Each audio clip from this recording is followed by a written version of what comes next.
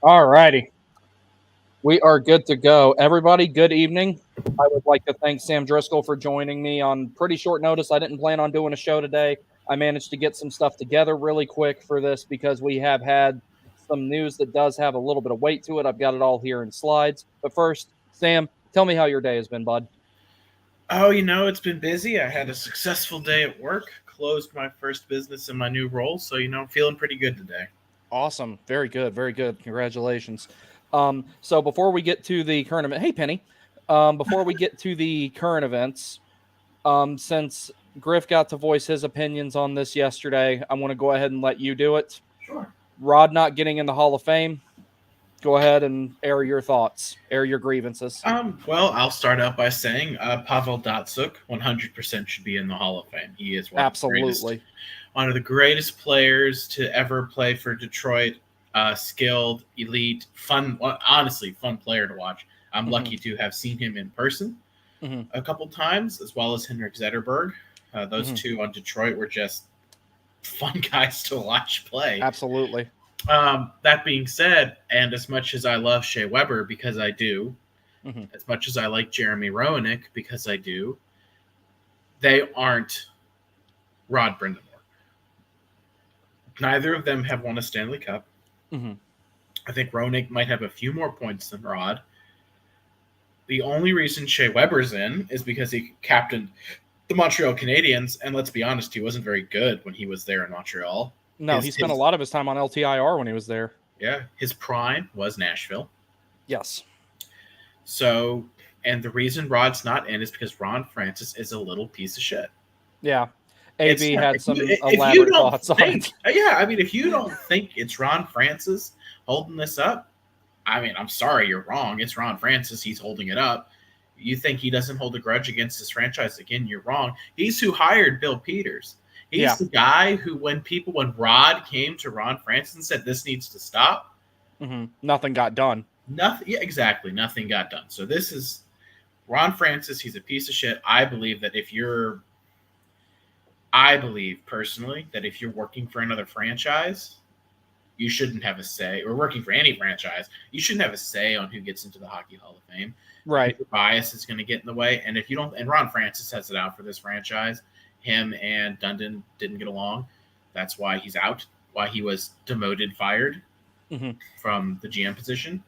Yeah. So, yeah, I mean, it's Ron Francis. It's always going to be Ron Francis. And until he dies or is kicked off the committee, Ron Francis is just never going to, or Rod Brindamore is never going to get in the Hall of Fame unless it gets to a point when everybody else is like, sorry, dude, we can't postpone it any longer, or else it's just going to become a problem.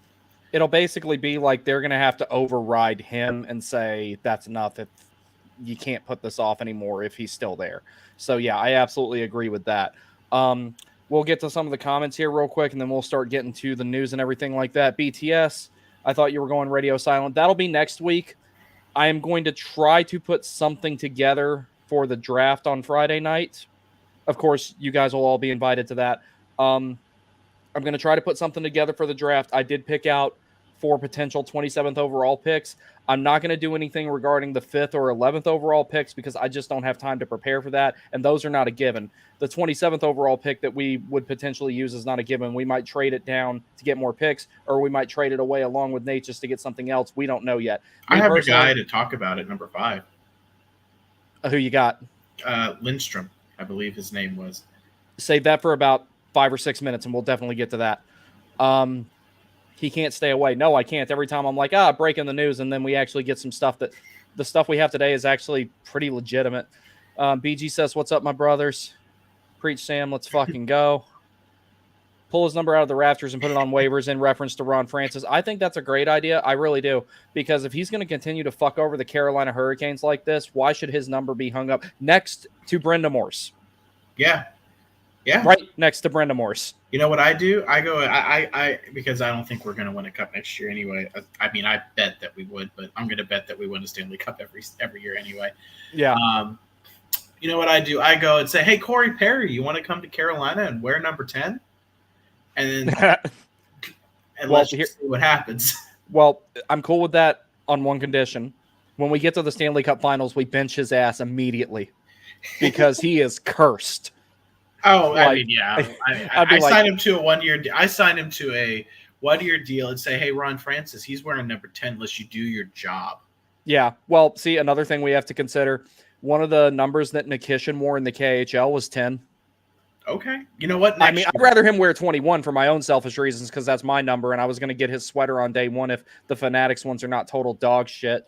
I have and for that too, I actually have a couple of Fanatics jerseys. My Mhm. Kuznetsov and Nina Ryder jerseys are Fanatics. They're good quality. I don't have a Yeah. problem with them.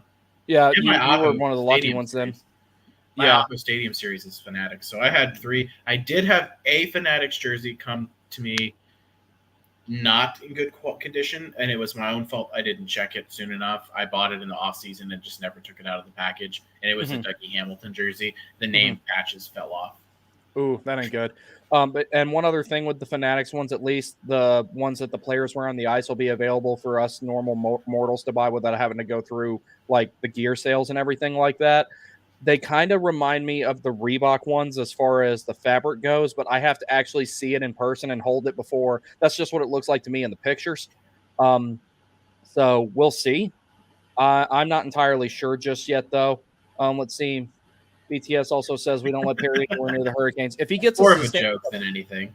if he gets us to the Stanley Cup Finals and then we drop him like a bad habit and we like hide him somewhere until it's over, then we let him come out and hold the cup up and then promptly have him disappear again. He can go retire and go hit on staffers elsewhere.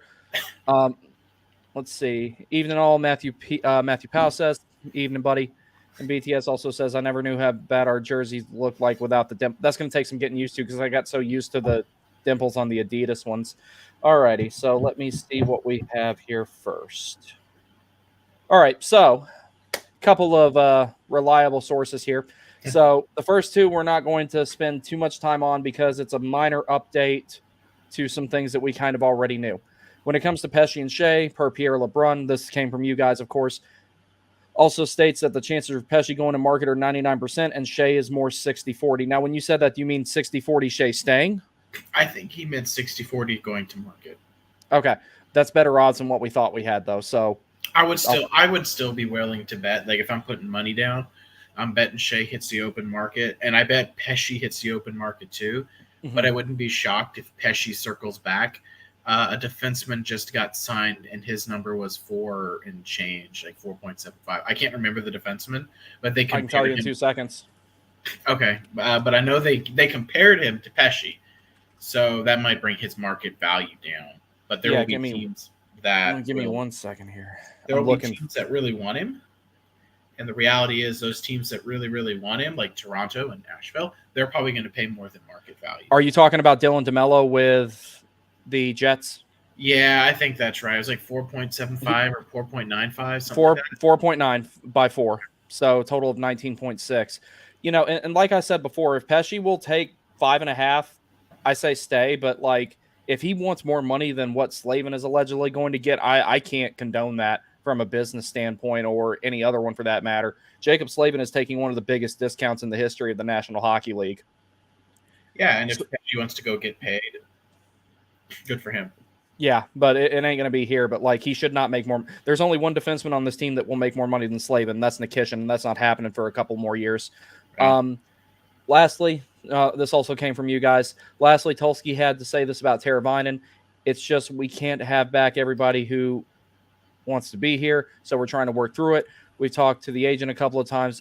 I don't have any clarity for you on it yet. I think Teravainen staying here is completely dependent on who else stays here. If Steph Nason does not come back, I think that the possibility of Teravainen staying skyrockets, basically.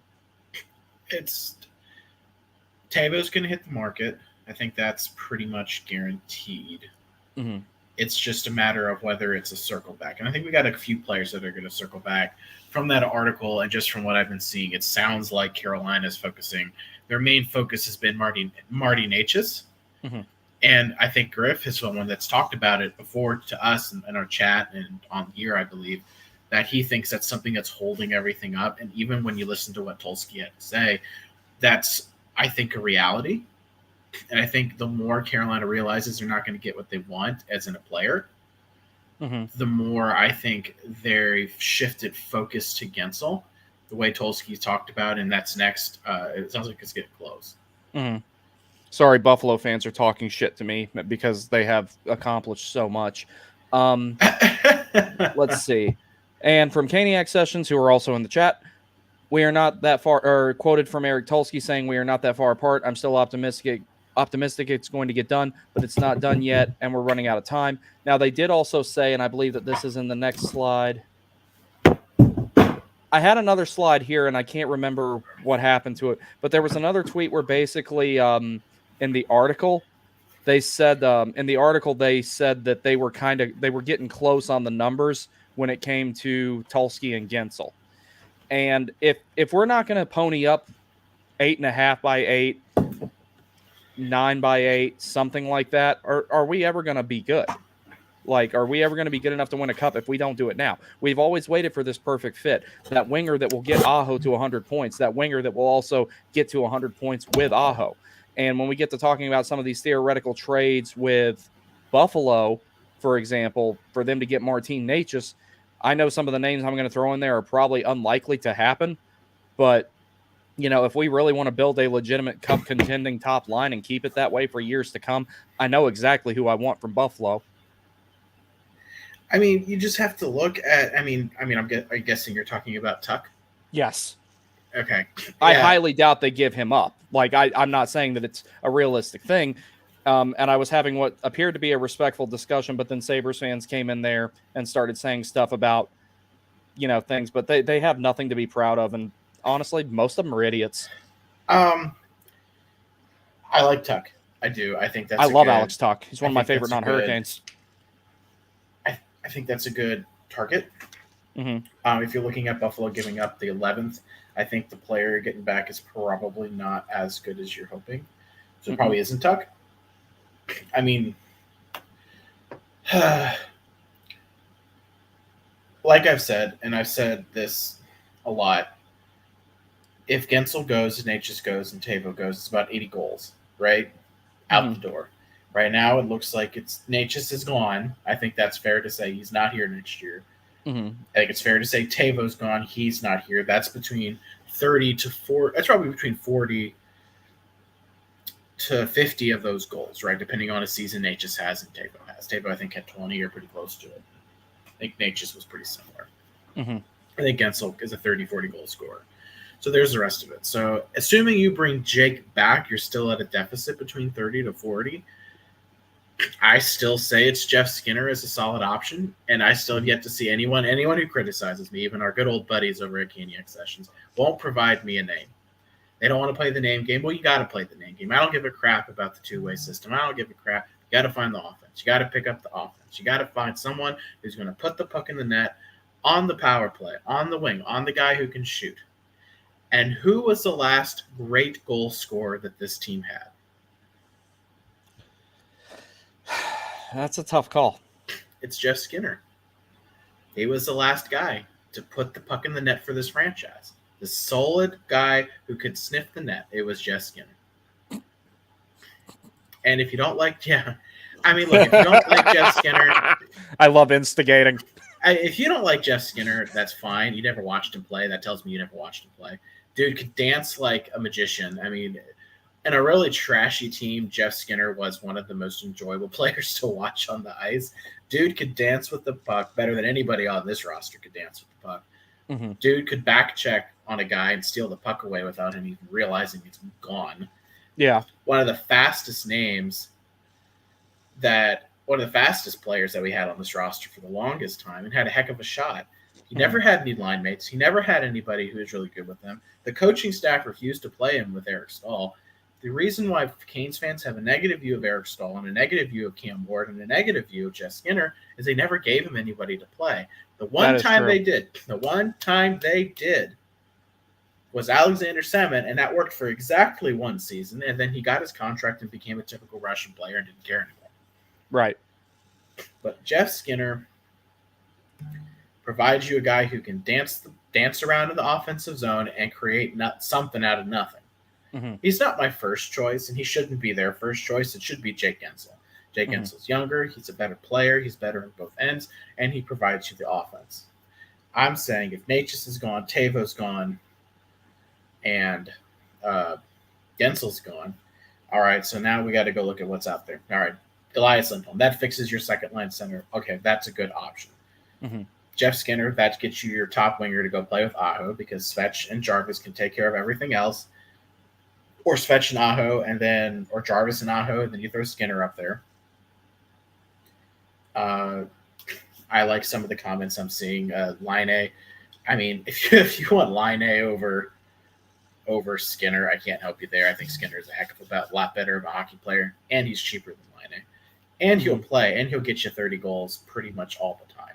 Now, last year he only had 26, but still, that's pretty close to 30. Actually, we'll catch up on these real quick because I do want to pull up that one that Matthew put in there with the names he put in there, because there's one I actually really like, and you can probably guess which of the three that is. Let's see. All right, am I the only one who hates the new Kings jersey? The stripe is way too big. Yeah, that's kind of cumbersome on the rest of it. I think it just overtakes it a little bit too much. I thought I saw somewhere it was 8 by 9.5. For Guentzel, I'd do that. I really would. I think that if it's not more than Aho's contract, which I actually have something to get to in regards to that we covered a little bit yesterday. Trade Necas for Tage Thompson. Let's go. Maybe. Yeah, I wish it could, but that's not. Yeah, Cardiac Kane probably could make that happen.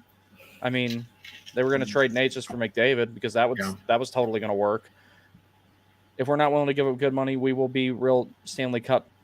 We will be a real Stanley Cup contender, in my opinion, of course. Yeah, we'll get it all sorted out, but I would rather get sorted out sooner rather than later. And one of the ways that we ensure we stay competitive is signing Guentzel. And if we have to spend a little extra money to do that, so be it. Like, he's not. So when it comes to Guentzel, he's not Max Domi. He is not.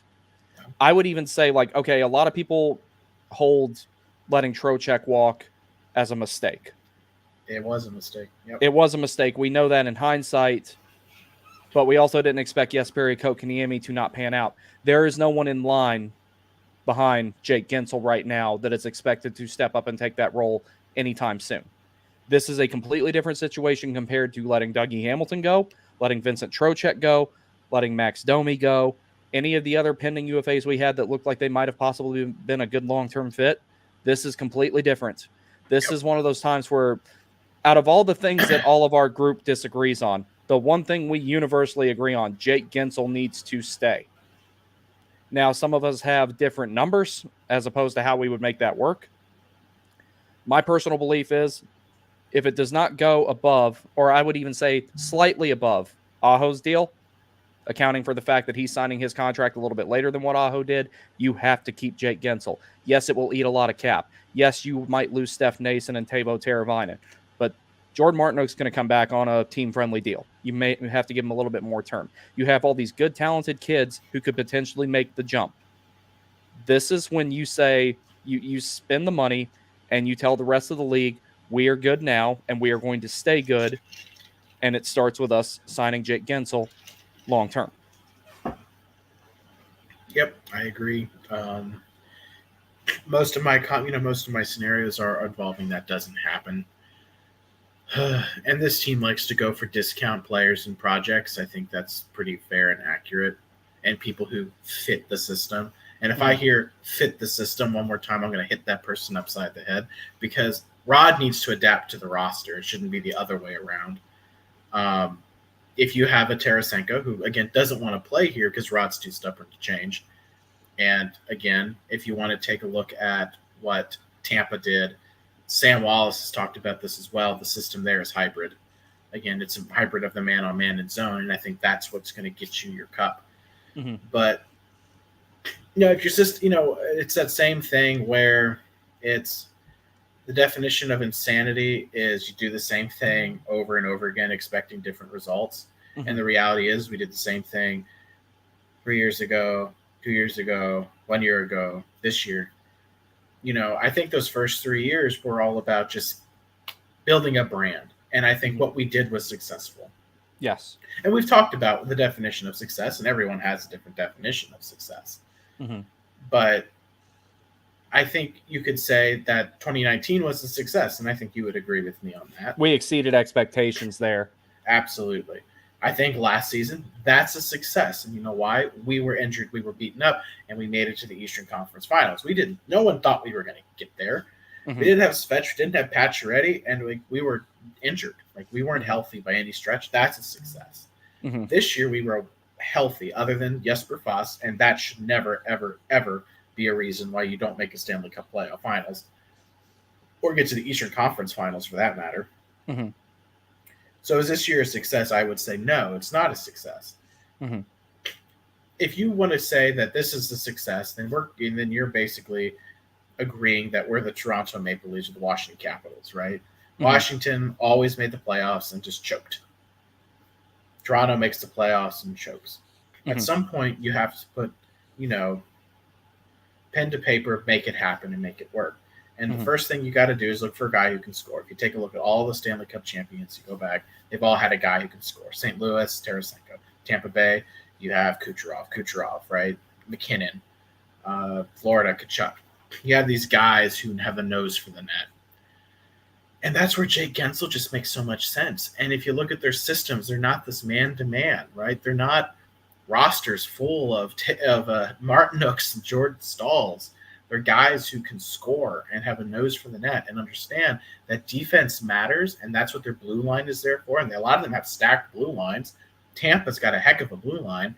Tampa's got guys who can play defense, but they got guys who know how to dance in the offensive zone and move the puck really quickly on the power play. If you looked at our power play in the playoffs, it was anemic. It was slow. It was clunky. Got to bring in someone who can do that. I think Jake Guentzel moves you in the right direction. Still need to fix that second line center. But you have to learn to adapt. And I think I would believe, if I remember right, even Rod was saying, okay, no crazy changes, but tweaks, right? And I think the tweak that he would be wise to implement would be the whole move to that hybrid system. Yeah. So here's my biggest gripe with the man-on-man defense, and then we'll get to more of the comments and keep going here. Man-on-man defense, I don't particularly care for, and this is coming from the fact that, I play too. I still play. I do not like man-on-man defense on the penalty kill after you attempt to deny entry. I don't think it works because it always leaves someone in front of the net. Yep. Not every single second of a penalty kill, but enough of it to cause damage. And that only takes 1 second. And when you're playing against a team like Florida, when they have Matthew Tkachuk, or a team like the Rangers, when they have Chris Kreider, eventually they're going to make sure that that's the guy who's not getting covered in front of the net. Yes, is it good for shot suppression? Of course, but it only takes one. And if it gets to the front of the net and a guy like that is there, or when Joe Pavelski, who I wish a very happy retirement, they don't need much to make something out of nothing. You could have the flattest, slowest puck get to the net, and those guys will make something out of it in a lot of cases. So I remember being at a game when I saw Skinner spin an entire D-zone shift in the neutral zone. So that was happening a lot more near the end of his time in Carolina, and I think a lot of that had to do with, like I said, I'm kind of indifferent on Skinner. I'm not like a gigantic fan of his, but I also don't dislike him. He's someone who I was mad that they traded at the time, but I've never grown really fond of him more in his absence. The last couple of seasons he was with Carolina, I think part of the reason his game really started to tail off was because of how bad his relationship with Bill Peters was. And later we found out Bill Peters had a bad relationship with every damn body. So that may have been a factor with that. I'm not excusing it, but it was becoming pretty apparent that he didn't want to be here. And I think that was a big reason as to why. Here's another one I missed right here. Matthew Powell says, I gave you a few names, Line A, Duclair, Tarasenko, all of which I would want over Skinner. Duclair would be an excellent fit here, I think. He would not replicate all of the offense that someone like Skinner would potentially bring if you're looking at it from a numerical standpoint. However, Duclair and Ehlers on this team, that could work pretty well. Then you get all the speedy defensive responsibility and the forechecking that Brendan Moore wants, and both of those guys chip in a lot of offense, especially Ehlers. So him being a bigger part of the puzzle in Carolina, Duclair would be great here, I think. Yeah, and just a thought to Tarasenko. He doesn't want to be here. No. He wanted to be here, would have happened already. Yeah. I always had thought that was the case, but it seems as though that is not true. He doesn't want to be here, and that's fine. But and as to the whole, I won't want a hockey player, not a guy who can dance. Well, tell that to Connor McDavid, because that dude knows how to dance in the offensive zone, and he knows how to dance. So you kind of want a dancer, a guy who can dance with the puck every now and then. It's okay. Yeah. Bobby Marshall says 100% agree. Fit the system. I'm going to make that a T-shirt. I will puke. LOL. Sorry, I'll shut up. Bobby Marshall also says need to lock up Jarvis long term. I have zero concern about that happening. It's gonna. They're waiting to sort everything else out, and then whatever cap space they have left is what they're going to offer Jarvis. The only reason I think that they're waiting to see how everything sorts out, if there's not enough to give Jarvis an 8-year deal, they'll bridge him. I don't think that's going to happen either. I think that that's just the backup plan in the event that, hey, we don't have enough money to give you what you deserve for 8 years now. Here's a bridge, and then they'll give him that later. Yeah. Because the money will definitely be there in a couple of seasons. Yeah. But yeah, I'm not worried about that. Ron Davidson says 8 by 8.5 should do it for Guentzel. That's 9.14 to 9.71 times 7. More than that is too much. I think 8.5, and Griff said the same thing. 8.5 by 8 should get it done. And if the Hurricanes are not willing to pony up, it will surprise me if they're not willing to pony that up, because as we were talking about on the show yesterday, apparently our latest offer was 7.75 by 8. I think they're getting close to meeting in the middle. So if that was like 3 days, 4 days. Yeah, 4 days is a long damn time, though, because it only takes 5 seconds to go, okay, that's that. So, I think that, like, if that's the starting point, if you will, because they probably let him go see what was out there, because this organization has a history of that. And then he came back and they offered him that, which he'll ultimately make more with the 8th year. I think that they're getting close, because that was like the new starting point after he explored the market. Yeah. Let's see. Mighty Mike says 100% agree, but I think we're going to be cheap and make a mistake and let JG go. I hope I'm wrong, and we sign JG. We need scoring. I'm a little bit more convinced that he's going to stay than I was before. I just think that they're hammering it out until the last possible minute. Our history is he's right, and we're going to let him walk. That's just the history of this franchise of late. Mm-hmm. I hope we sign Jake Guentzel. I think that fixes a lot of your problems offensively, and then you can focus on some other things. And again, I'll just make this clear. My nostalgia always kicks in. I mean, I talked last season. Eric Stahl coming back was something I desperately wanted to happen. But that's before we knew what Jack Drury, like, he really took that extra step. Oh, I still wanted Eric Stahl. Just for nostalgia's sake, make him our 13th forward. Yeah, just to have a guy on your roster who could come in if you needed help. And given how KK played, you telling me that KK wouldn't have been scratched?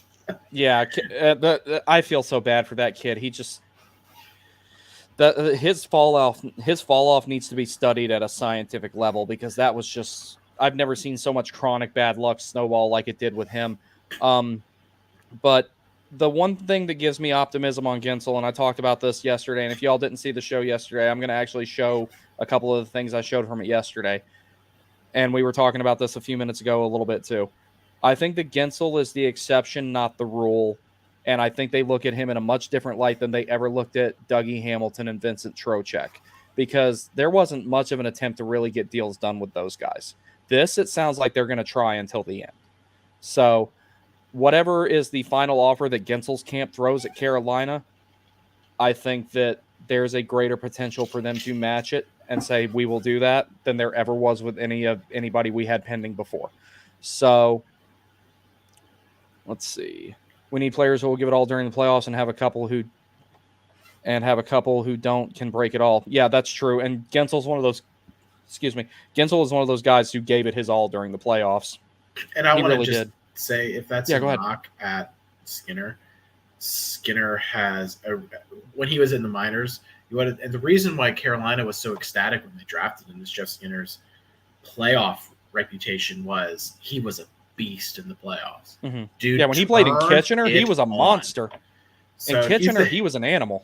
Oh, absolutely. So if you're talking about a guy who's going to get in the playoffs and turn into an absolute dynamo, it's going to be Jeff Skinner. So if you talk about playoff guys, Jeff Skinner's a playoff guy. And that's another reason why I like him. Never in the NHL, but his history is that. Mm-hmm. Let's see. Ron Davidson also says, also the current team in on Necas is NJ in the 10th pick. I hadn't heard that yet. I don't know if that's overly accurate. I heard Buffalo in the 11th. Buffalo makes more sense. New Jersey. We're not trading Necas in the division, I don't think. It's going to cost more than a pick. Mm-hmm. If it goes to any team in the Metro, it's going to cost, like you said, it's going to cost a lot. It's not going to be cheap. We're going to ask for the bank, and we should because it's a Metro team. I'm not trading him in the division unless I get like a massive overpayment, and I don't think anybody's going to be willing. I'm kind of reluctant to even trade him within the Eastern Conference, honestly. I'm looking forward to continuing my argument with these idiot Sabres fans here on X after we're done here. Let's see. So, Kenny X Session says, question for y'all. Do you see a possible rebound from KK? What if he's seeing a sports psychologist this offseason? Do you give it one more year? Yes. Jesperi Kotkaniemi is a classic case of getting snake bit over and over and over and over. And like I talked about when it was overtime against the Islanders in Game 4, he did not score on the most high percentage, high danger chance, and a save was made against him in the lowest probable way possible, the butt end of the stick. And Varlamov never even moved. He was just in the right place at the right time. KK got that shot off really quick, and then he goes back to the bench just kind of shaking his head. And like, what else can you do at that point? Like, a lot of it is just chronic bad luck. It's not like he's just out there doing cardio. I think his confidence has been pretty damaged by this season. Yeah. But being able to hit the reset button can do a lot. I'm okay with holding on to him because one of the things is I never saw KK as a second-line center. I saw him as a middle six center that could play up the lineup if he needed to. A high-end third-line center, if you will. Yeah, if you put him as a third scoring forward, or third scoring line, I think that's a great place for him to gain his confidence because they should take advantage of other teams' third and fourth lines. But even if he was playing the second line, I think he can do it. He can get there. Look at Sam Reinhart. It took him a while to get going. So I mean, it's not like these guys Lafreniere. Yeah, Lafreniere. Yeah. Capo Caco hasn't turned into anything yet. Watch next season he goes somewhere else and lights the lamp. Yeah, sometimes players take a while. I mean, like, Taylor Hall took a little while. Like, he's not the exact same case as the aforementioned guys there, but it is kind of something similar. Bobby Marshall says, do you think Boom will come sooner than later? He is going to be awesome on our blue line. So as it stands right now, he will still be coming not next season, or not this coming season, but season after, based on the interview with his agent that we talked about on the show a little bit yesterday. And like I said yesterday, the one way I could see him potentially coming over a little bit earlier than that is if SKA St. Petersburg has a really bad season and falls out of the playoffs early. I could see them saying, yeah, go ahead. But SKA St. Petersburg is one of the best teams in the KHL. I don't see that happening. If that were to happen, that's the only way I could see it happening, because I believe that they gave up 5 assets to Spartak Moscow to get, Alexander Nikishin. So they're not going to give him up. They're going to get as much as they can out of their investment before they finally let him go. I never worried about Nikishin getting over here because they want him to play against NHL talent just in case they're allowed to play in the Olympics in 2026. They want him to be prepared. He's going to be very important to that team. So I wasn't really worried about him not getting over here.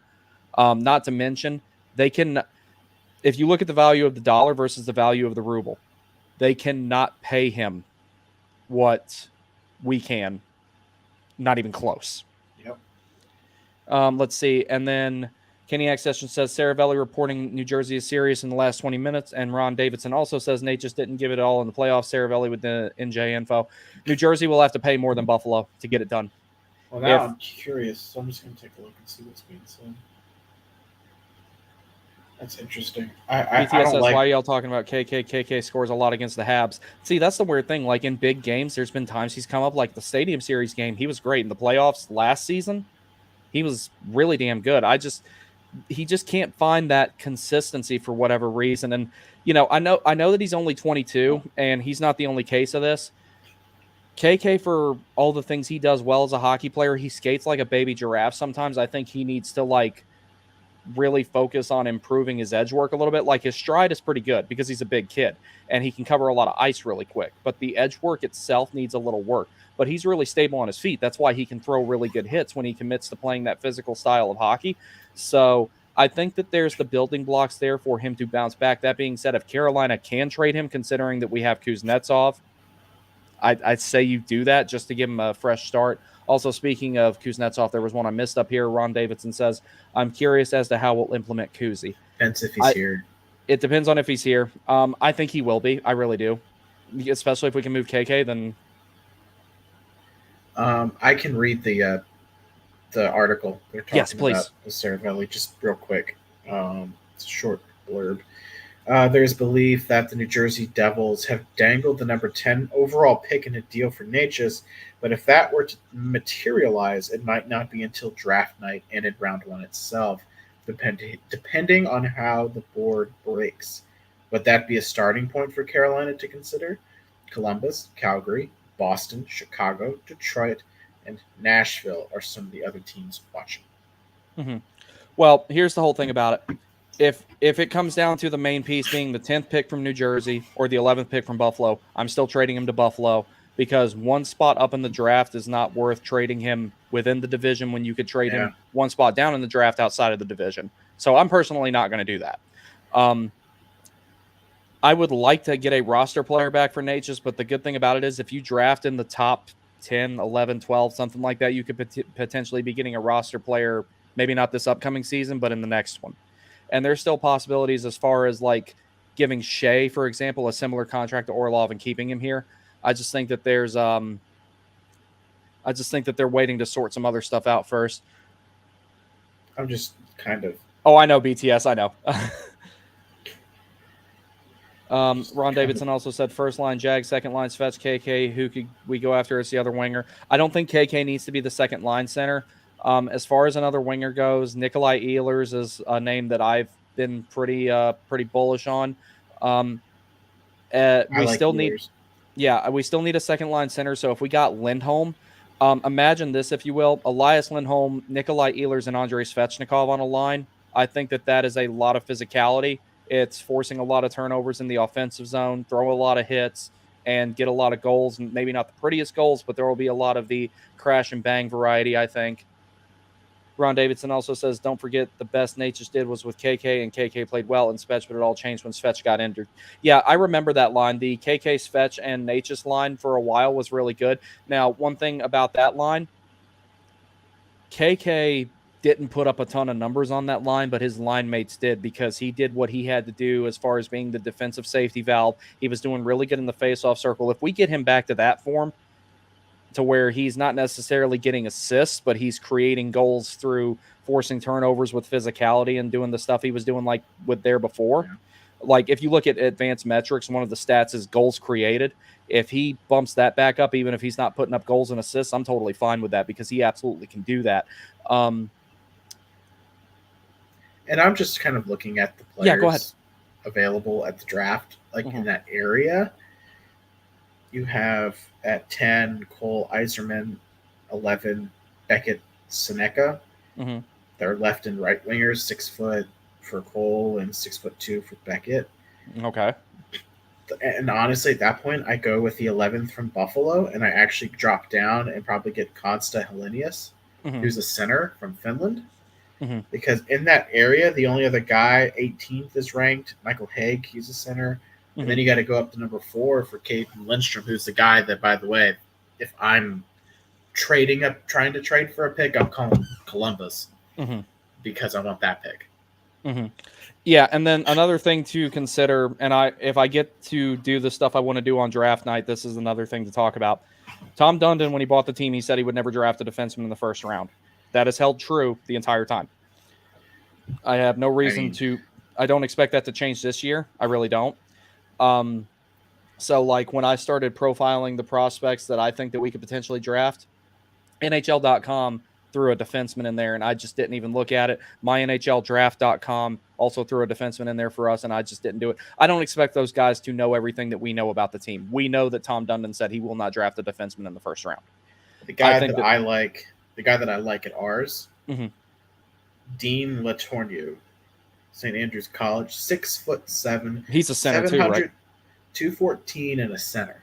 Okay, I was going to say he's a center. All right, because I was reading about him a little bit today. I would say we'll definitely draft another forward, but like I said, if that first round pick goes to get somebody that can keep the team competitive now, it will not surprise me. Let's see. Oh, thank God. I thought y'all thought I was being a moron. Nah, buddy, you're good. Ron Davidson says, I'm pretty sure 99% of Canes would prefer Buffalo over NJ for Necas. Yeah. I would too. I don't want to. Buffalo is one of those, or I'm sorry, New Jersey is one of those teams that, like, injuries and bad goaltending plagued them from being much better than they actually, or plagued them, stopping them from being much better than they actually could have been, because on paper, that team is really damn good, and they're really young too. So I think that they're only going to get better over the years, and there's going to be a lot more times that we see them in the playoffs, and we don't want to make them better. Will we possibly lose Pesci to them in free agency? Sure. But that would be not nearly as catastrophic as us trading them Necas, when we have control over, to some degree, where Necas goes. Unless they're willing to send one of their top forwards back. They won't. Yeah, exactly. So it just doesn't make sense. If New Jersey's pushing, I mean, I'm just trying to think on that roster. I'm like, okay, who makes sense? And it's their top 6. Mm-hmm. So unless it's one of them, and the only other guy I can think that they'd be willing to move is Timo Meier. And if you weren't willing to give up what it cost to get him at the deadline 2 years ago, don't do it now. Give a Necas to get it. No. I regret buying an Necas jersey. Don't. Hold on to all the Adidas stuff you have until we know exactly what we're getting with flip the 10-11 pick to a team that needs and has a player and we'd like, but is the time frame or turnaround too short? No. You'd be surprised what type of shit can happen really quick on the draft floor. Those guys, that's one of the reasons why I hate they're decentralizing the draft. That's why all those blockbuster trades happen in a matter of minutes. It's because you got timeouts too. Yeah, because it's GM going directly to GM and says, "Here's my offer, take it or leave it."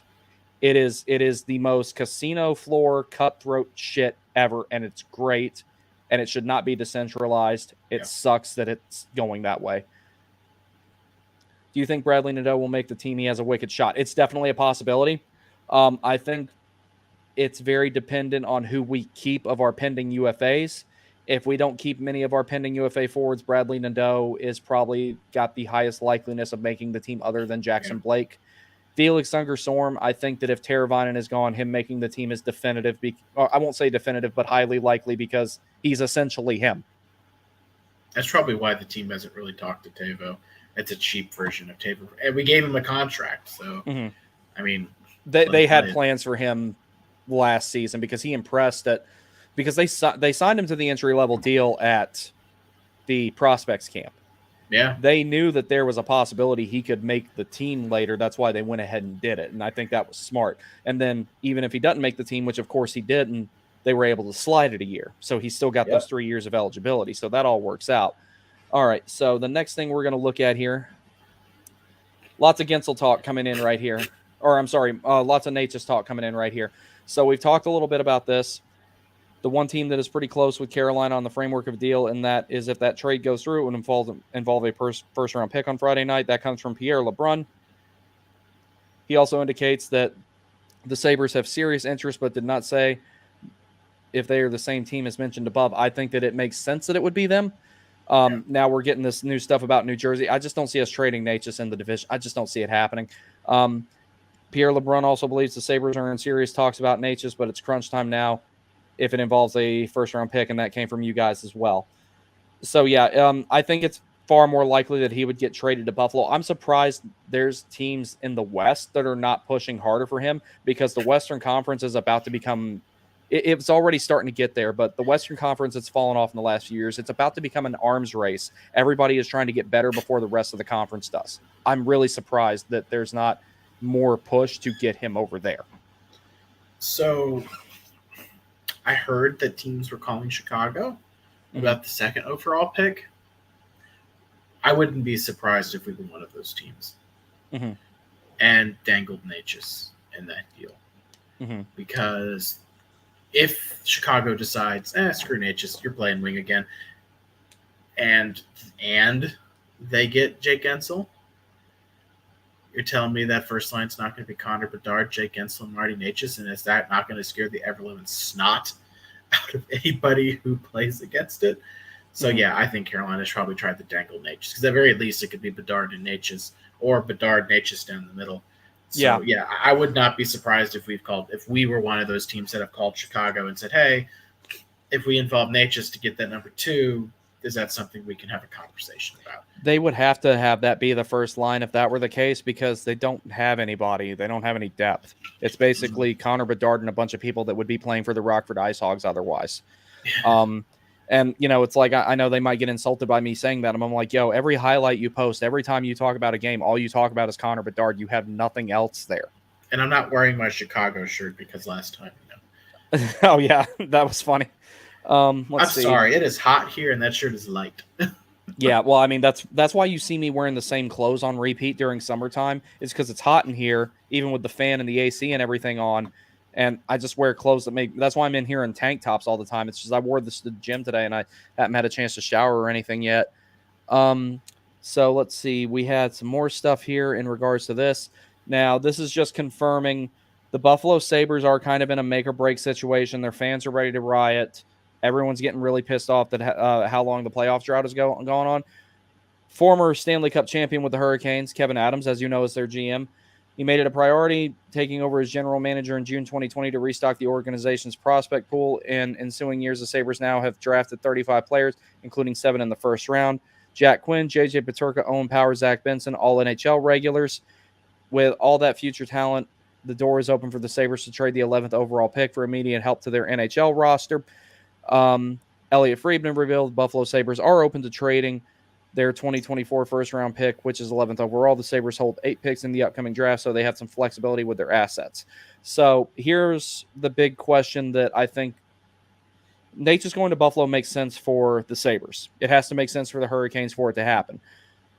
What I wonder is what they see Necas as. Do they see him as a first-line right wing that plays with Tage Thompson, or do they see him as a second-line center that will help them build their entire bottom 6 with him being the 1-2 punch along with Tage Thompson?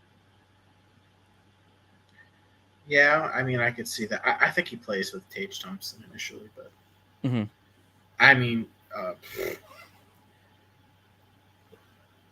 Nate just wants to be center, so I guess it's just a matter of what they're going to be willing to accommodate. And I'm pretty sure that's part of the process of them talking to other teams, Necas' camp. Am I going to be playing wing or am I going to be playing center? Because that's been one of his biggest reservations about playing with Carolina. So I think that that's going to be a really big factor as well. Our luck, Necas is going to score 40 and they're all going to be against us. Yeah, I do remember that, like a lot of people said that about Skinner and Buffalo still hadn't made the playoffs. I don't put that entirely on Skinner, though. Buffalo's just a dumpster fire of an organization. No wonder they're so angry all the time. Ron Davidson, a lot of Canes fans asking for Mercer, who is an RFA right-handed center, in the Twitter comments. I could tell you right now, I was just curious. I asked ChatGPT what a likely scenario would be for Marty Necas. Oh, please, read it. I'll read you the first 2 because I was just about – I dropped my mouth because they're so bad. Oh, geez. So first trade partner they gave was the Nashville Predators. Okay. The Nashville Predators would receive Marty Necas. Carolina would receive Dante Fabro and a 2024 second-round pick. Get the fuck out of here. That's it? That's it. I'm not worried about Terminator-type shit happening if that's what ChatGPT's coming up with. The next one was for the New Jersey Devils. Carolina would receive Damon Severson and a 2024 third-round pick. I thought Damon Severson played for the Jackets now. Yeah. Hold on a It's second. not overly good. Hold on. Let me make sure I'm right about that before I make myself look foolish. I think you're right. Because I remember he kind of fucked up the... Jeez.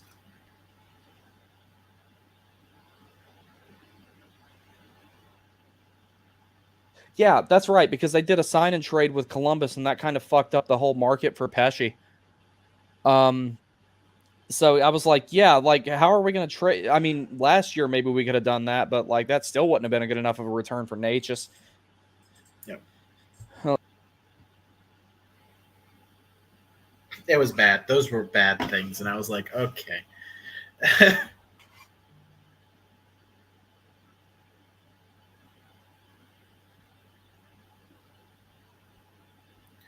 Did you see that horrible moron in the comments? Which one? Last recent one. Myrtle Beach Canes fan here, dude. Why are you such an asshole? It's a serious question. You would do this and do that. You're spending play money. The front office is not. Good luck.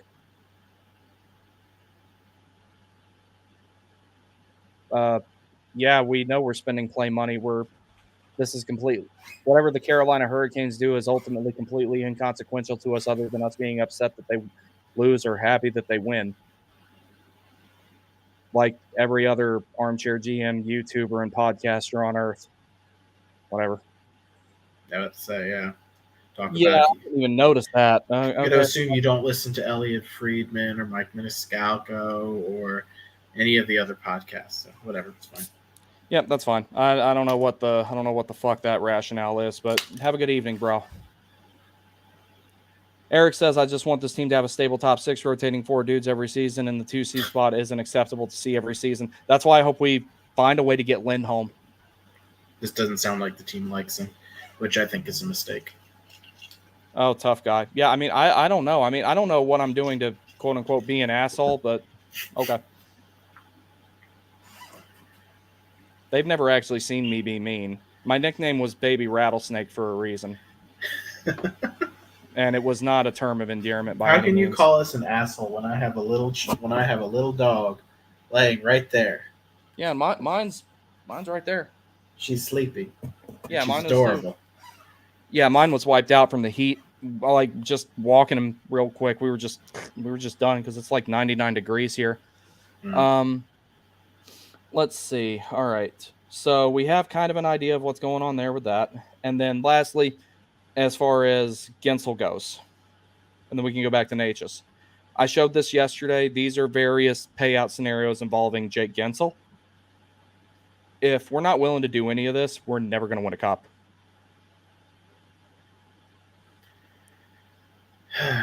Well, to be fair, I have made my opinion on the barriers to us winning a cup, so I don't feel the need to rehash those. Mm-hmm. And this is one of them. Yeah, you're right. You aren't willing to spend money on skill guys, you're not going to win a cup. Yeah, like, okay, you can say Trocheck, Dougie, sure. This is different. When it comes to Jake Guentzel, it's completely different. Yeah. Now, if you want to be the Washington Capitals of the division again for the next 10, 15 years, where you make the playoffs, maybe you win around every now and then. And get constantly beat in the second. I don't want that problem. Like, okay, it's fine. That's what we've been for the last 6 years. That's fine when you're trying to build a reputation of a playoff team. Mm-hmm. But after a while, I mean, I'd ask you, you're not going to consider those seasons successful anymore, are you? It's going after a while now. Yeah, it's just part of reality. Signing Jake Guentzel proves to your fan base that you are trying to get better. And if you don't sign Jake Guentzel, like I said, if it's not Jake Guentzel, then who? Line, okay, maybe. Ehlers, okay, maybe. Jeff Skinner, okay, maybe. Tavares, okay, maybe. But anytime I mention a name, people get upset with it. Doesn't fit the system. Okay, well, a team full of Jordan Martiniks and Jordan Stahls aren't going to win a Stanley Cup. Okay, yeah. I still need a skill guy. Well, it's kind of funny. Look at what the Panthers defense cost. You know what? I'm going to do that because it gives me an excuse to use cap friendly while we still got it. For the next less than a week, it dies. Yeah, the Washington Capitals are a terrorist organization. Yeah. I mean, I don't know who's worse, them or the Hockey Hall of Fame. But I think the Panthers are a great team because I think that's a team we're very close to emulating. Because I think our defense is just as good, if not just a little bit better than theirs. I think it's a little bit more skilled. It's just like where Florida has it is they have the better forwards. They got Matthew Tkachuk. Good Lord, they got Alexander Barkov. I mean, I take those guys every day of the week. I mean, hell, we damn near got Tkachuk. We should have made that deal. Yeah, I'm just wondering, like, what made us not budge on it is Necas, what's weird to me. From my understanding, they didn't want to move Necas. We might be regretting that now. Let's see here. I'm trying to pull up. Where's the damn? Give me 1 second. I'll tell you exactly how much Florida's defense costs because I've got it pulled up here and I was trying to pull it up on the. Here we go, calculator.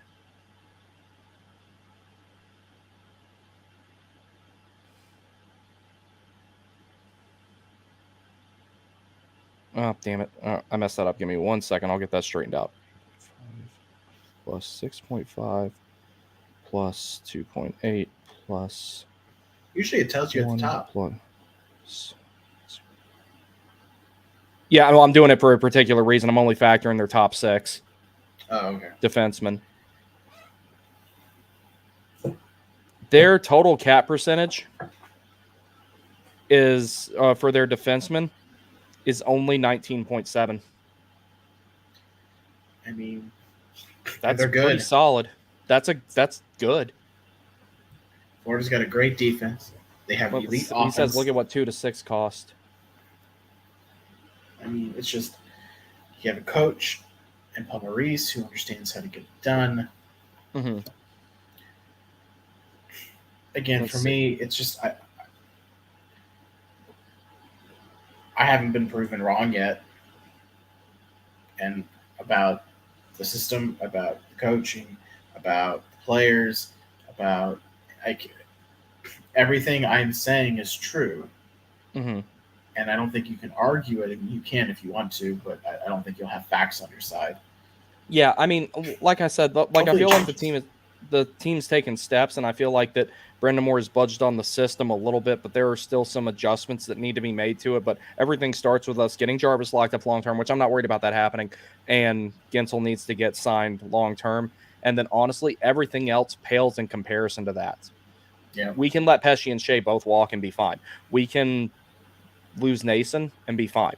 We can keep Teravainen if we lose everyone else, or let him walk and be fine. So, like, we've still got most of the core here. And like I've said before, the team we had this past season is not going to be nearly as good as the one we're going to have in about 3 years. Money Mike says, just curious, how would it work if another team offers a better number for Jake Guentzel? Would his agent give us a chance to match it? Up to the agent and up to the player. Yeah, it's up to the agent and up to the player. And I think that they got ahead of that by letting him talk to other teams. That's something that Carolina is apparently really good about with all their employees, not just the players, letting them see what's out there and then them coming back and matching it. So, for example, the last contract that Freddie Anderson got, he went out and looked, circled back to Carolina, and they signed him. Don Waddell, when he renewed his contract here, the last time he interviewed with the Minnesota Wild, came back to Tom Dundon with an offer from them, and they matched it. Florida has everyone playing the same way. Yeah, absolutely. Bobby Marshall says, yep. Ron Davidson says their defense cost was surprisingly low. Yeah, that does surprise me. And as well as they played too, I'm waiting to see like if they try to keep Montour. That's going to be tough because they're going to have to pony up some money. They're not going to let Reinhart go. That's not happening. You don't let a guy who scored 57 goals. And what's shock right now? Guess who's not signed and should be in Florida? They play in the state of Florida. Stamkos. How is he not signed? How are you waiting for this to be last second? The disrespect he's getting from Tampa right now is just bizarre. It is. Before he jumps off here, our buddy Griff says, Caniac Sessions, have a good night, boys. I'm logging off. Great work tonight. Screw what KP from Myrtle Beach says. Yeah, I don't know what that guy's deal was. I'm just going to let him have his thing. We gave him a little bit of fame, right? Yeah. BTS says, if people on Facebook/X were coaches, we'd win a cup every year. Yeah, and, that's one of the things that all of us who are on here, Caniac Report and Caniac Sessions, one of the things that we've always made abundantly clear between all of us, and this is a part of the reason we get along so well is our ability to disagree with each other. But one of the things that we always say, what we think is ultimately inconsequential. Yeah. It doesn't affect our lives at all other than the fact that whether the team wins or loses or not, and whether we're happy or sad. Our little group we have, there's a lot of times where people are overly critical of players, and we're some of the first ones to say, no, you're wrong about that. Or they try to point out things that aren't actually issues, and we say, no, you're wrong about that, so on and so forth with all the different types of ways that we go about such things. So that's the only thing with it and everything is we're actually a little bit more fair, and we're a little bit more objective. There's other podcasts and other websites and shit that I won't name where it's Go ahead, basically name them. I can't, but you can. I'm not going to do it because they'll already know. But there's other websites and reporters and shit that will say things like, they're an echo chamber. Like one of them will say, "I think this," and the other one says, "Yeah, I agree." One says jump, the other one says how high. Yay, that was fun. Fuck Tony D'Angelo. That's about all they can come up with, and it's just that's why I started my own thing, and then eventually I met the guys from Caniac Sessions and Caniac Report, and I had people to like bounce ideas off of. And there's times where I've changed what I think because they've said something that was thought provoking to me, and I was like, you know what, that's a good way to look at it. I never would have thought about that, but that's the importance of having diversity of thought, even amongst something as inconsequential as this that we do just for the sake of entertainment value and talking about a sport that we all love. So and a team that we all love, that most of us have been following since, me and Sam in particular have been following the team since we were kids. And same thing with the other Sam. AB got into it in 2014 and he's in his early 20s now. So he was a kid when he got into the Canes. So, it's like my dad got into hockey in 1994. I was 3 years old because the baseball players went on strike, and that was before the Hurricanes even moved to Carolina. So, like, I come from a family that has a very deeply rooted love of the game, albeit I'm only the second generation of it, but my grandparents even started watching it a little bit and everything like that. So another thing that we always aim to do is there's always these idiotic stereotypes about the non-traditional market, and Southern hockey fans don't know anything. That's another reason why we have our various shows and everything like that, to be like, yeah, no, sometimes we know more than people from the quote unquote traditional markets. Just because it snows where you're from doesn't mean you know what the fuck you're talking about. Yeah, I mean, I think that's fair. I mean, how many guys are, basically everyone's written off KK. Granted, you haven't done so. I tend to kind of lean with you. And then there's Sam Wallace, who's more inclined to move on, right? Comes to Rob Brindamore. I'm the only guy who's been willing to criticize him. Well, if you're a sycophant, you're not going to do that, right? And a lot of podcasts out there aren't. I mean, even to a degree, we heard AB, you, and some others at least minimally criticize Rod. And I think that gives you credibility when you're willing to criticize the coach.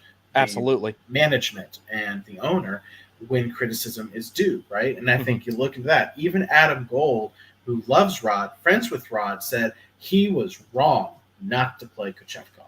Yeah, I think that's one thing we all kind of agreed on was like Anderson was out of. So if I look at a reoccurring bad decision Rod has made since he took over, sometimes his choices in goaltending, and this goes back to the 2019 conference finals against the Bruins. Are we going to win that series? No way. Absolutely not. But I think that we had more of a chance if we'd left McElhinney in net than putting Mrazek in. That's about the only difference that I can really see that might have made that series not be embarrassing. That's why I don't really count it along with, people talk about the ECF curse and everything like that. Well, there's absolutely no commonality on the team from the 2009 team. 2019, we exceeded expectations and we ran out of gas when we went up against the team that won the President's Trophy. And then last season against Bobrovsky, if you take him out of the equation, Florida gets swept. So it's, there are certain things that are, you can't really compare the 2023 run and the 2019 run, in my opinion. Two completely different things, completely different teams. The core developed a whole lot more, and a lot of it was just bad luck. I mean, if Jarvis doesn't hit the crossbar in the third overtime in game one, we might be having a different discussion about that season. So it's it comes down to all that type of stuff and everything. But it goes back to my thing, varying, success is defined differently depending on the game, depending on the season, depending on the roster you have. Success was making the playoffs and the Eastern Conference Finals and getting swept in 2019. Success was making the playoffs, making it to the conference finals in 2023 when your roster was banked up, right? Right. But this season, having a having a great record, making it to the second round and almost getting swept, but losing in 6, that's not success, right? It's okay to criticize and say, you know what, this isn't success. That's okay, and we're willing to say those things. At least I'm willing to say those things, and you've said, I think we can all agree that success is defined differently, and that there are different seasons where success is measured differently, right? Like this year, I think it was universally known that it was cup or bust for this team. Edmonton was similar, right? You asked if Connor McDavid was this season successful, he's probably going to tell you no. Right. They didn't win a Stanley Cup. And that's okay to say that. I believe this organization would agree this wasn't the most successful season. Go back to when Rob Brindamore took over, and I'm going to give him this because he's right. The goal is not to make the playoffs. It's to be the best team and win the Stanley Cup. Yes. If there is anybody in the world who wants it more, there is nobody who wants it more than Rob Brindamore. And I think that's a very valuable asset, and why I truly, truly, truly, truly believe that Rob Brindamore's system will be tweaked a little bit, because nobody wants to win more than him, and I think that's important. Yeah. Looks like there's a trade. Yeah, I'm pulling that up right now. BTS, thank you very much for putting this in here, bud. Ilya Mikheyev and a second for Sam Lafferty and a fourth. So that would be between Vancouver and Chicago that trade took place. So yeah, Vancouver's clearing cap space. You know what they're doing. I'm just checking things out right now on. Yeah, I'll go through some more of the comments here. Bobby Marshall says, "Well said." And by the way, I don't think I've ever seen you commenting in here before. Welcome to the channel. This guy is one of my most frequent guests, along with Griff AB and the other Sam. So you will see them on here quite a bit. We have we basically all share the same audience, which is really cool. I mean, I don't know if I have the viewers that you have in Thailand and Australia and New Zealand and stuff like you found on your podcasting metrics, which is pretty cool. When you go to a Canes game at Capitals, are Caps fans nice? For the most part, yes. I will tell a quick story. The game I was at on January 5th, it was shortly after my birthday, so I basically told everybody, don't celebrate my birthday now. We'll go to this game that day and celebrate it. And there was one dude there. Everybody around me was pretty cool, and I have a lot of friends that are Caps fans since I live here and everything. I mean, I give them shit all the time. I text them, I tell them, hey, go break your ankle. I fucking hate you. And they know that I don't actually mean that. One of my best friends in the whole world, Mark Piritano, he frequently watches the channel. If that guy needed a kidney, I'd be the first one in line to give him one. I really would. Same thing, one of my friends, Anthony Connard, I was at his wedding and everything. Same thing, I would give him a kidney if he needed one. I would give him shit about it. I would rag him about it until the day he died. Be like, bitch, you wouldn't be alive if it wasn't for my kidney. But, like, I would do it. Yeah, one of my best friends, Caps guy. Yeah, that was one of your best episodes. The one that you did with him, the actor. That was really cool. I enjoyed that one.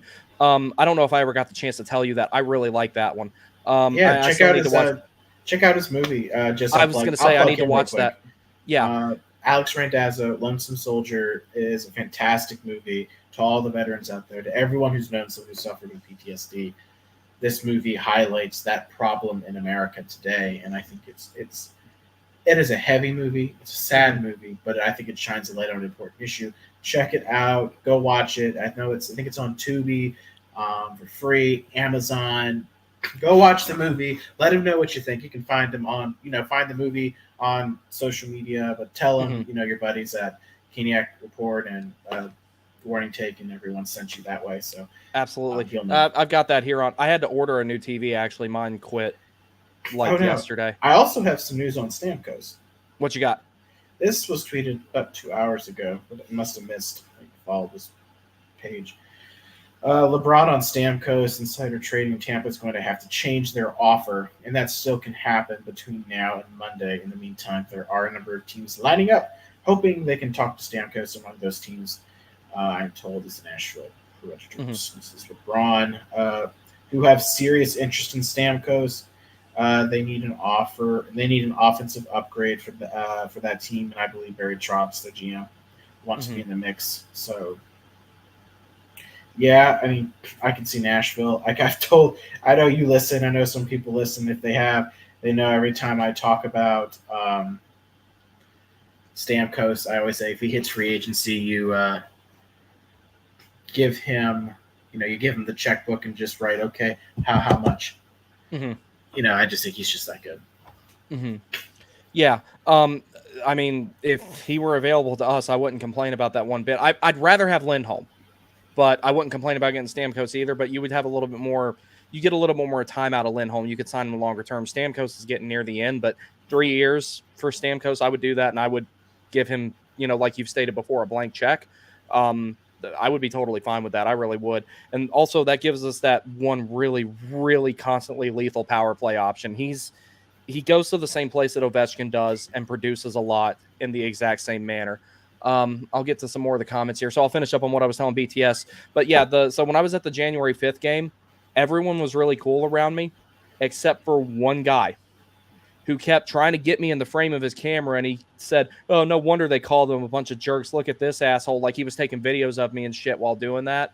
And then when Burnsy dropped the second power play goal, or it was Svechnikov, I think it was Burns. Burns dropped the second power play goal, and I stood up and I shouted and I yelled. I do all the normal, hey, we scored stuff. And I just started letting this motherfucker have it. And when he was walking away, he's going by me. And for some odd reason, he's going like this. Like, I'm legitimately serious. He was crossing his arms and flipping me off. And my buddy Kevin, Caps fan, he grabs me and he's like, okay, buddy, just good job. Because I was chirping this guy's head off. I was just letting him have it. It was like Tony D'Angelo and Adam Pelech all over again. That was some of the funniest shit I've ever seen. I went to game 2 versus the Islanders and 4 drunk people fell on me. Yeah, I can see that. Bobby Marshall, been watching hockey since 1983 in North Carolina, Carolina Thunderbirds till the Canes arrived. That was the OG ECHL, I want to say it was. That iteration of the Carolina Thunderbirds. Because if it's in the same facility in Winston-Salem, I used to go see the Winston-Salem T-Birds play against the Fayetteville Fire Ants. So I'm actually familiar with that facility where the current Carolina Thunderbirds play now. That's a really cool little rink. It's cool because only half of it's like an arena. And it's like, if it's the way that it used to be, one side of it's got all the arena seating and everything, and it's got like 2 levels, and all the concessions are on one side, and then the other side's like basically just a wall. It's so cool. Mikheyev has not yet approved the trade to Chicago. Yes, Ron Davidson says that right here, according to CJ. I'm guessing he's referring to Chris Johnson. Yeah. Okay. Refreshing Twitter like a mofo, one of the best times of the year. BG says, yes, this is absolutely a good time of year. This thing about us normal Canes fans, we can take crap from worse fan bases and we'll get over it relatively quickly. We're adults. Yeah, well, we've had to, because we've been treated poorly since day one, because like for some odd reason, a lot of people blame the fans for the team moving from Hartford and don't do the time to do any research as to why the team moved from Hartford in the first place. It is, well, yeah. If you're going to be mad at anybody, be mad at Peter Karmanos. I had nothing to do with that. I didn't, 6-year-old me didn't go point a gun at Peter Karmanos and say, move the team to fucking Greensboro. I didn't do that. And the governor of Connecticut wouldn't work with the team. They were just like, hey, can you help us out building a new stadium? He's like, nope. Oh, and well, the other thing with Connecticut, though, they were trying to get the New England Patriots, or what would eventually become the New England Patriots. He didn't give a damn about that hockey team. He had other priorities. Yeah. They were hoping to get them there instead of Massachusetts. We almost ended up in Columbus. That is true.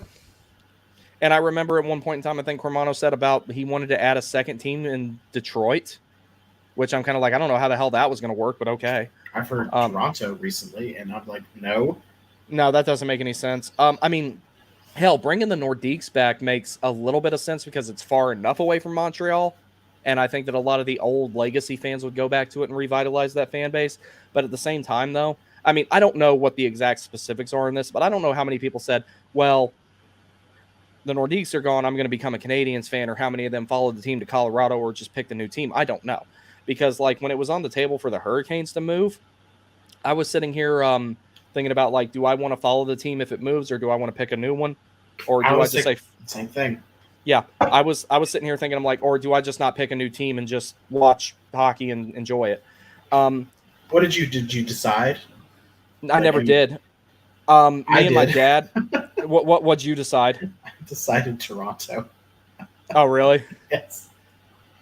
Yeah, I never made a decision on it. Thankfully, never had to.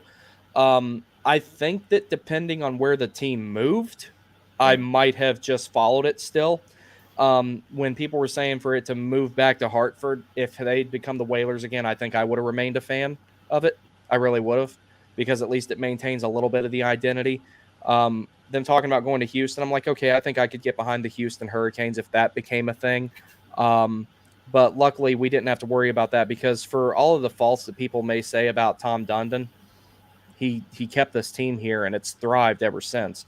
Like, the in-game experience is a million times better than what it used to be.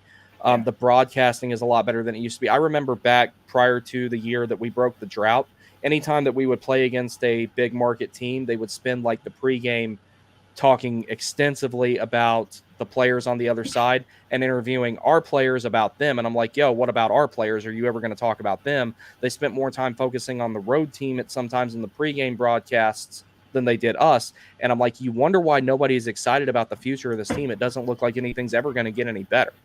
And then finally, we started learning how to market our own players and market our own stars, and everything got better. Yeah, it's true.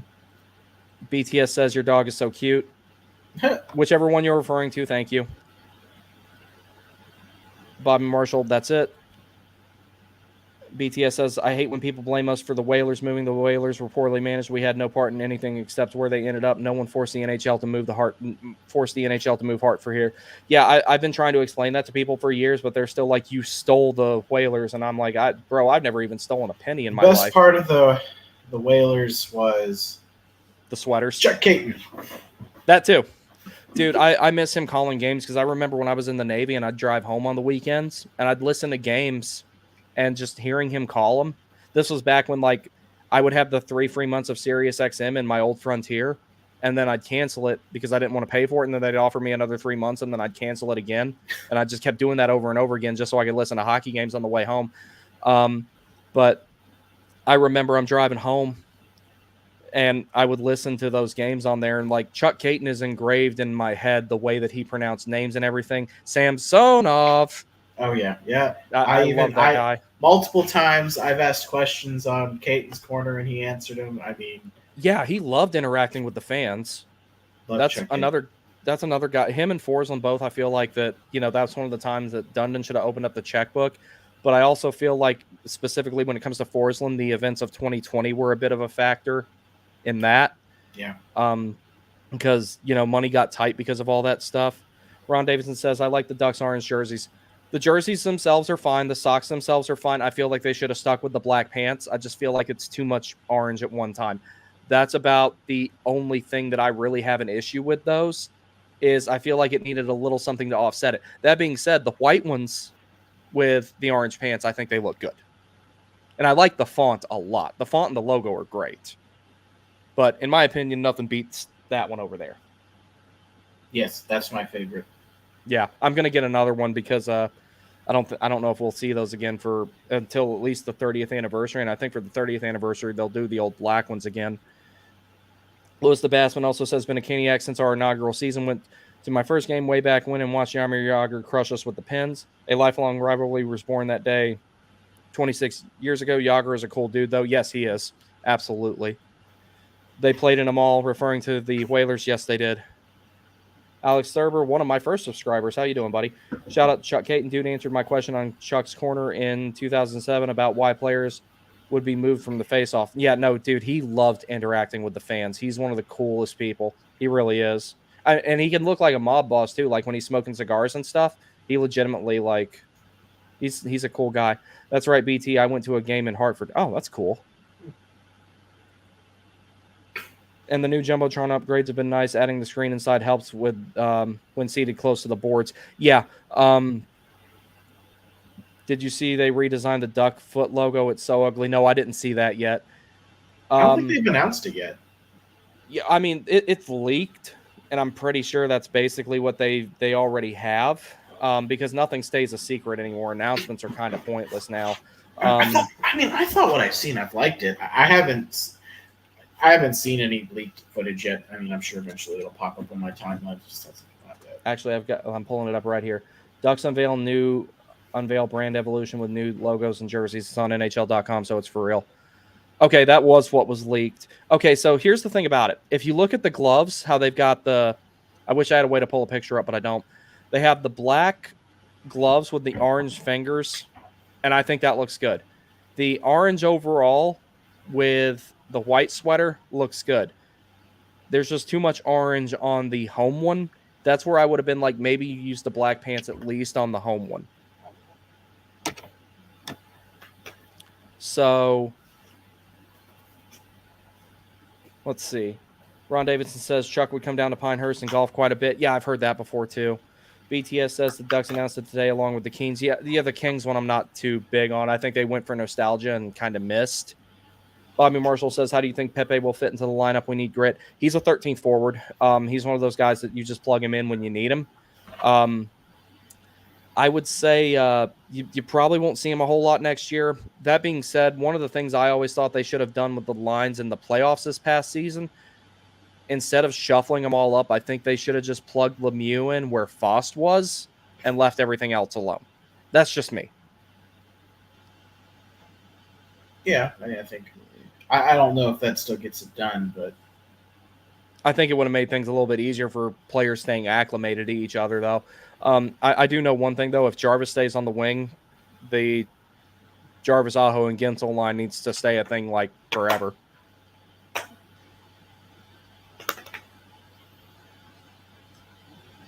Well, I think that is all I've got for tonight, because if we end this stream, there will be some crazy news come out, I'm sure. Before I that's do what that, happened when Waddell was bouncing.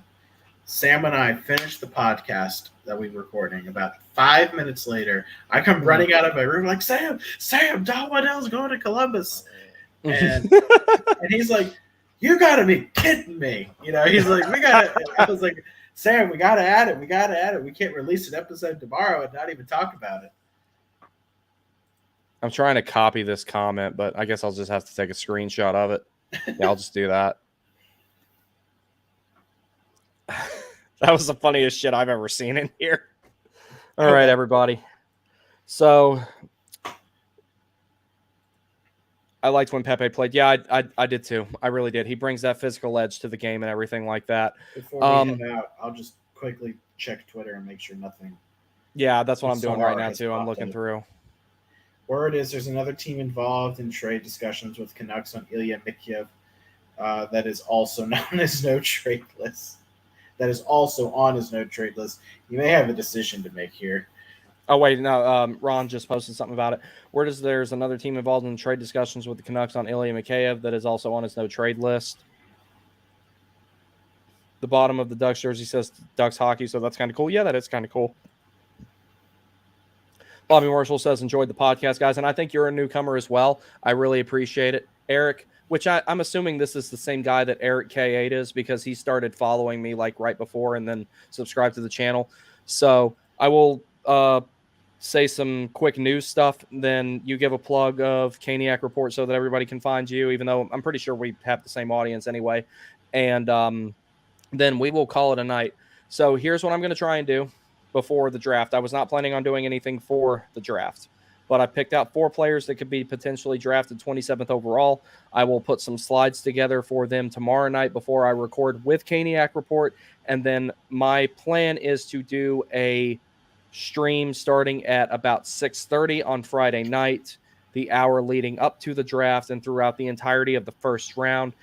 You, Sam, AB, and Griff will all have links, open invitation, come and go as you please. And we will sort that out. It would really help for you guys to be here because I don't have a TV right now, so I can't really, normally I can just look over and watch something on here at the same time I'm streaming, so I'd be able to watch the draft and do what I got to do on here. But that's all I've got. And then let me answer this last comment right here. BTSSC, next time you go radio silent. I promise next week y'all ain't going to hear a word from me. Even if something significant happens, Caniac Sessions and Caniac Report, they'll take care of you and everything like that. It's just I got to go on vacation and I don't mind living around DC, but damn, I need a fucking break from it sometimes. This is a hard fucking place to live some days. All right, buddy, take us out. All right. Well, if you want to check us out, Caniac Report on Twitter, Instagram. You can follow Sam Wallace as well. If you look at any of us, you'll find us on social medias. But yeah, check us out. Listen to the podcast. We'll have an episode coming up Friday. I believe you're going to be on it. So I will be there. We will have a good conversation. So if you want to listen to us all chat again, we're going to all chat again. I should be there as well. I know I have a family obligation that Thursday, but I'm trying to make sure I'm there for that episode no matter the best I can. It is the day before the draft. The episode is coming out the day of the draft.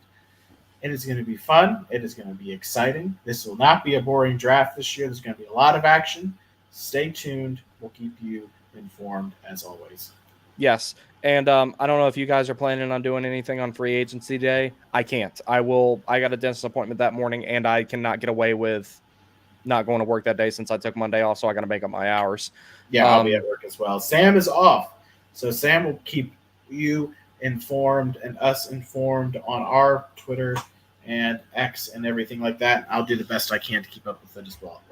One thing I can try and do is set up Monday night for us to talk about it retroactively, because it'll only be a few hours after everything's pretty much all said and done, because on free agency day, all the big names are done in the first few hours. So we'll have plenty to talk about by the time evening comes. So I can prepare that for, say, 7 o'clock Monday night. Should be fine. Again, as far as my brain is consuming ring, I can't think of anything. Okay, cool. All right, we will plan, and that goes out to all you guys too. What we'll plan for, we will plan for something on draft night, and we will plan for something on the evening of free agency day, not the evening before, but the evening that it's all said and done. So the evening of July 1st, round 7 or 8, we'll do something. We'll hammer all that out. So everybody in the comments, everybody who viewed tonight, thank you very much. We appreciate you joining us, because it makes it, the more you guys are in here and the more you're interacting, the more fun it is for us. So we really appreciate all that. And they can hear me go on and on about Jeff Skinner and all that stuff too. So. I mean, everybody's got something they go on and on about, and we're going to have a lot of reason to celebrate when we see Jacob Slavin have that $6.5 million AAV. Yeah, they need to build him a statue just for that. Like, God. Oh, yeah. That's the greatest thing ever. That is called team discount at its peak. Absolutely. All right. So Lewis says, "Peace out, guys. Enjoy your night. Gonna go devour some chicken sandos." Yes, that's one of my favorite things. Go Canes, absolutely. BTS says, "See y'all next time." Bobby Marshall says, "Go Canes." Ron Davidson says, and Alex Sturber says, "Have a good night, gentlemen. Always a treat when I catch a stream, and it's always a treat to have y'all here." Sam, thank you very much for joining me. This was a whole lot of fun tonight. Our last couple of streams here have been really damn good. Yeah, it's been fun. Can't wait. See you guys next time. All right, absolutely. Thanks, buddy. I'll see you next time.